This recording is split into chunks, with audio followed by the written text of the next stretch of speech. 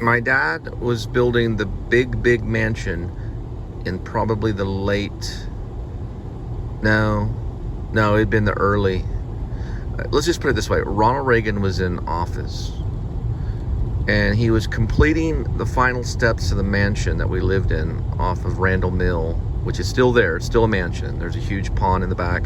It's a mansion. Oh my gosh, look at this. Hey, let me see something.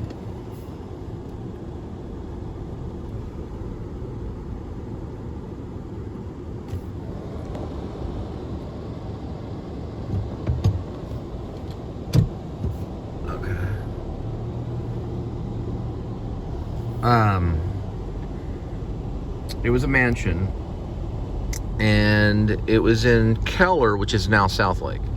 So the borders of Southlake and Keller were a little bit different back then in the 80s.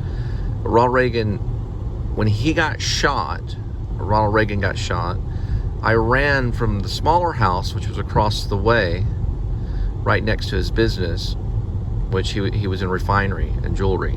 He made and refined jewelry from scratch, pretty much from trash. He would take the jewelry from X-rays and from trash that he had contracts on trash places where he could pick up the trash and turn it into gold and silver, which is exactly what he did. He had contracts with medical companies and stuff where he'd go dig through the trash, then take that trash back and turn it into pure silver and gold and sell it to you for a lot of money. He turned trash into gold, okay, and the silvers and diamonds and stuff. The diamonds he had to get, but he could make the gold and silver. He was an alchemist. This has been done since the time of Christ. But regardless, that's how he built his mansion. It was in jewelry. He even opened a chain of jewelry stores and got squashed by JCPenney's eventually and lost a lot of it in a fire, a refinery fire. EPA, he got in trouble with the EPA. They fined him for chemical stuff, Environmental Protection Agency. Regardless, he built his first mansion in the 80s. And when Ronald Reagan got shot, I ran as fast as I could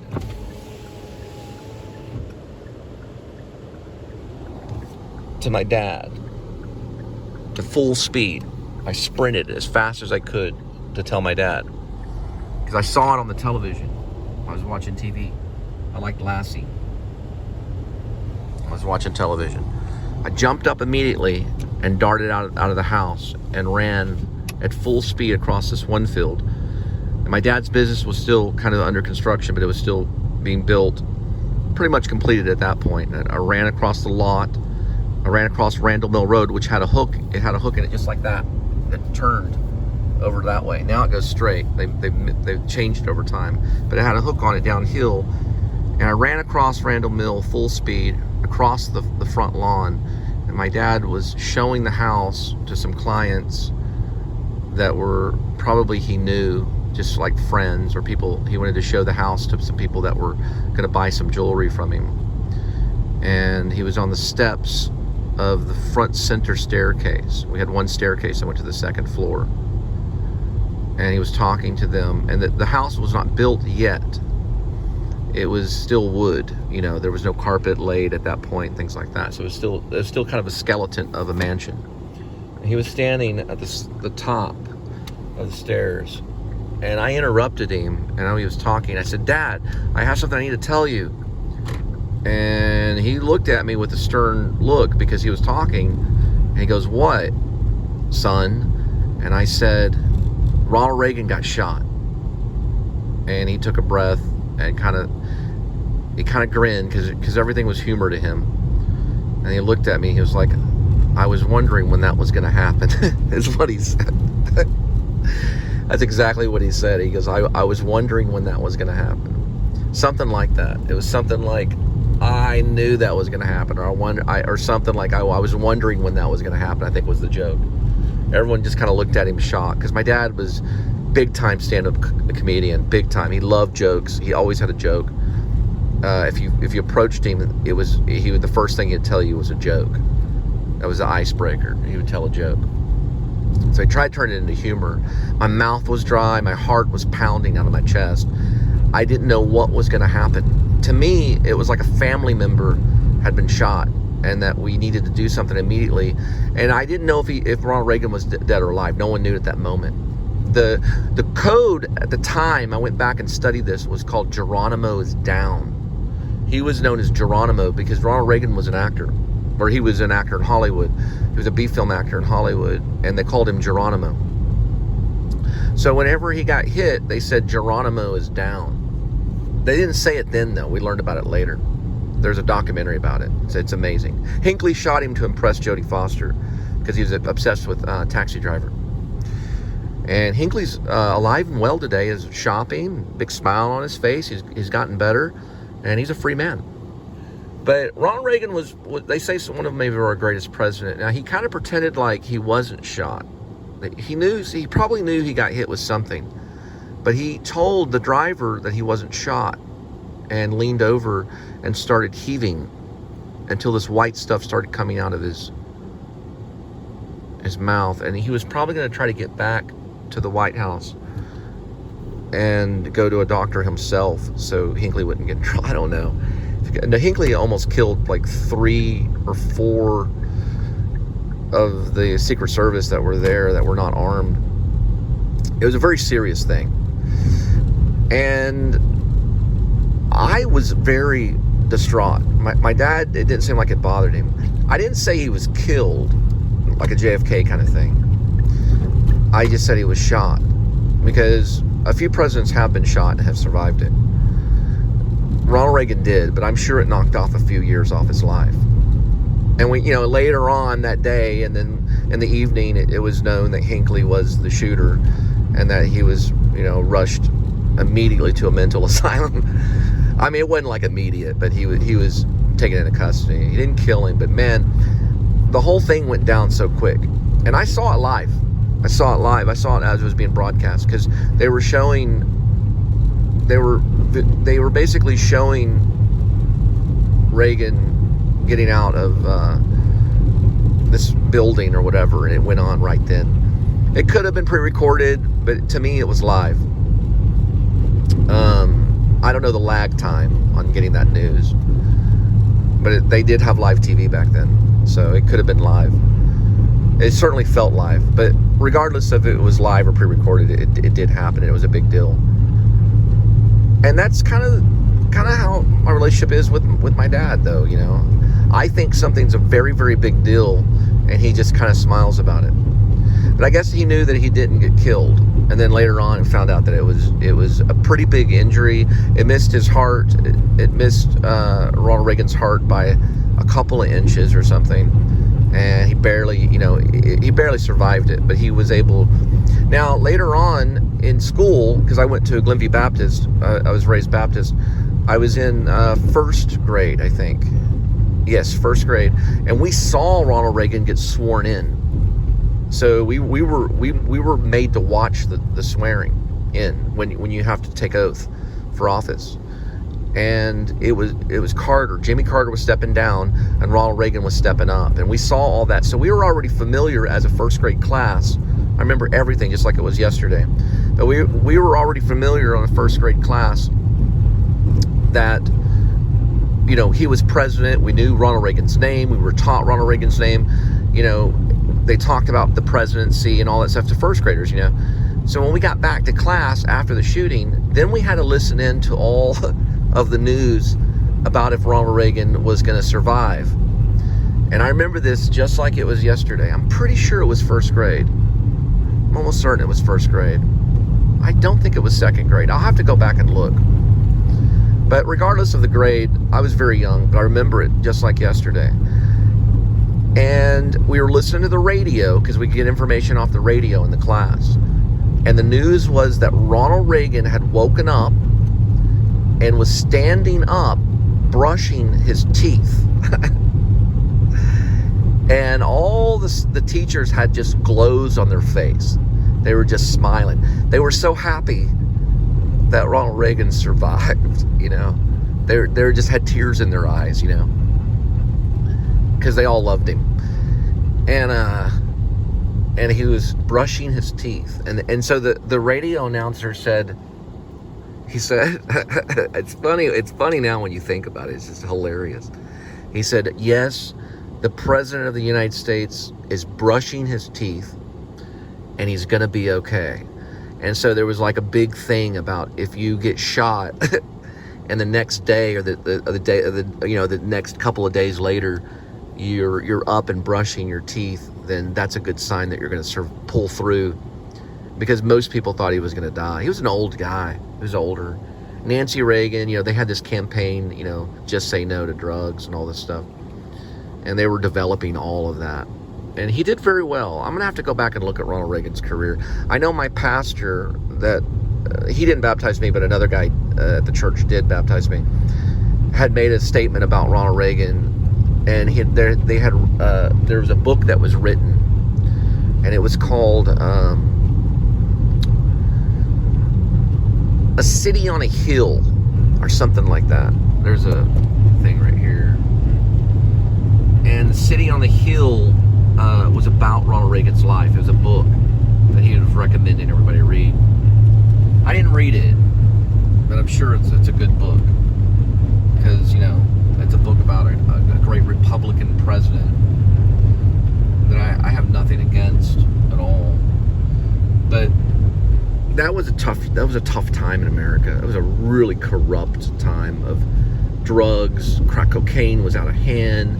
The rap industry was on its rise, and the fact that they were under pressure. There was a war. There was actually a real war on the streets, against drugs and drug dealers and all this kind of stuff, And so it was a very tough time for America. The 1980s were not easy at all. It was a very rough time.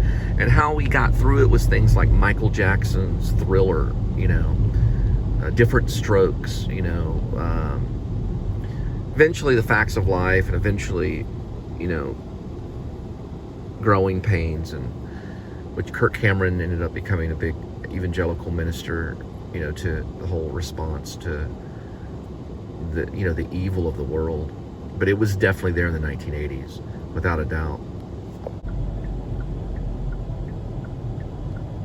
Velvet Taco opened really late.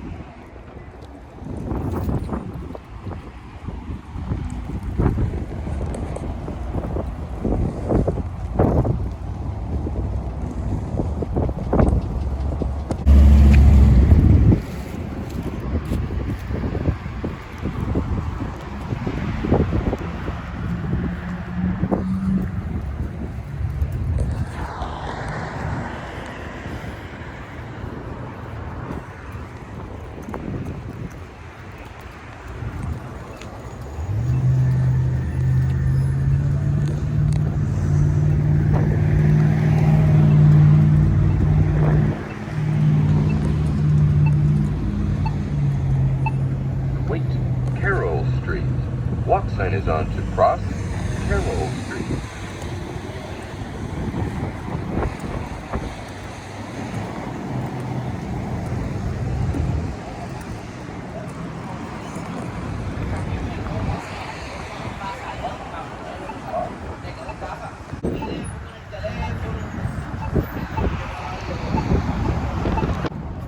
It's a really cool painting right here. One, your kid's thoughts.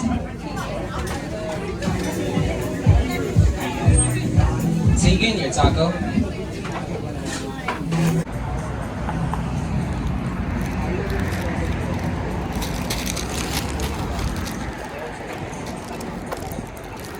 Wait. Cross Carroll Street at West 7th Street. Wait.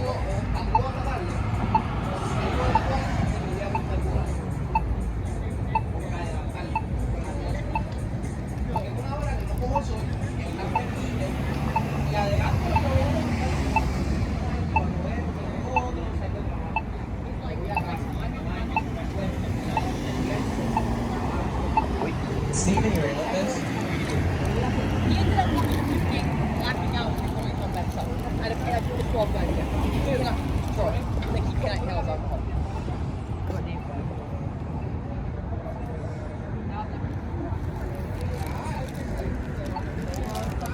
Wait. Maria, your tacos.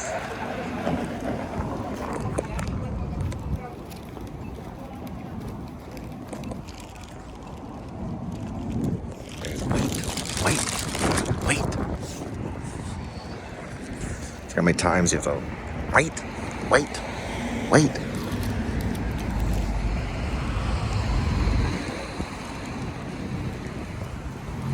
It's crazy. The thing about filmmaking, I don't know if writers have the same problem, but the thing about filmmaking is you're doing like a documentary or vlog or something, and you turn it off for like, I don't know, like 2 seconds.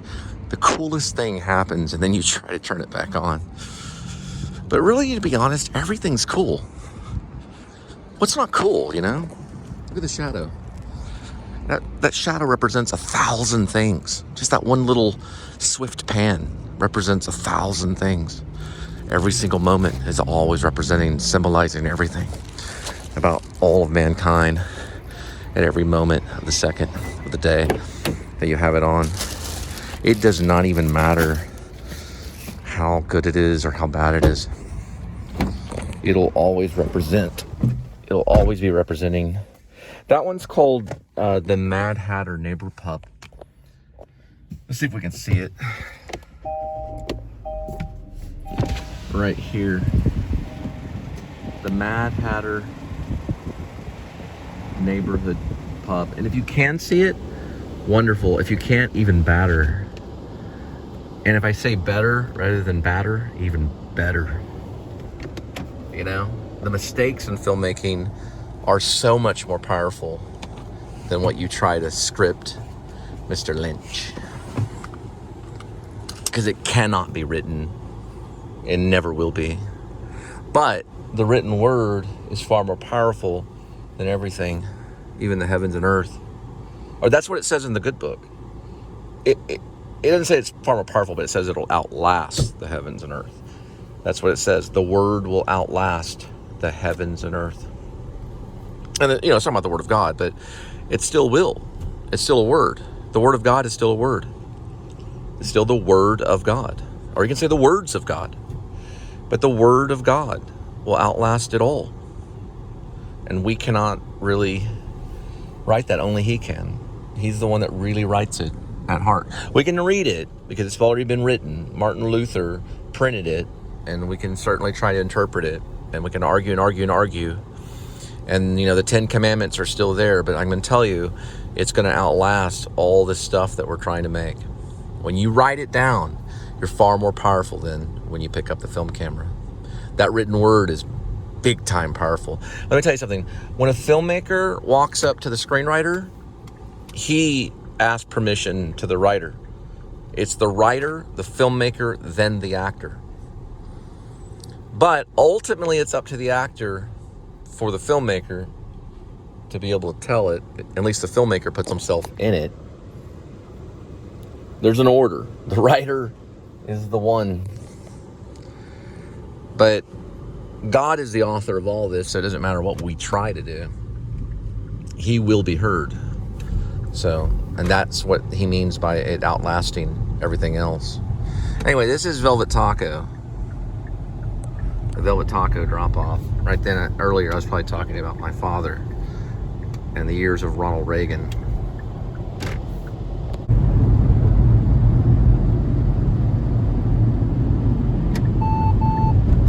There he is. As long as the Chevrolet got through there, that's fine. All right. I'll be dropping this food at your doorstep, which is Velvet Taco.